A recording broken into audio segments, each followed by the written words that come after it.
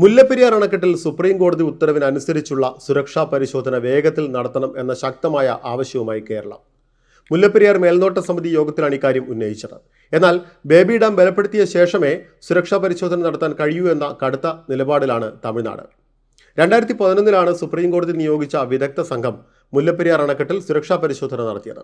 കേരളത്തിന്റെ ആവശ്യത്തെ തുടർന്ന് 5 വർഷത്തിനുള്ളിൽ വീണ്ടും പരിശോധന നടത്തണമെന്ന് 2018 സുപ്രീം കോടതി ഉത്തരവിട്ടിരുന്നു.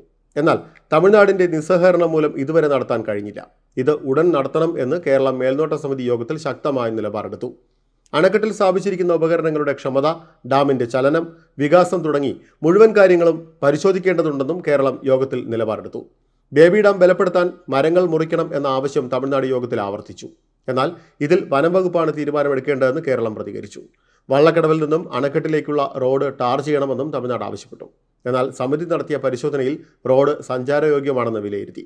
പരിശോധനയുടെ റിപ്പോർട്ട് സുപ്രീം കോടതിക്ക് സമർപ്പിക്കും.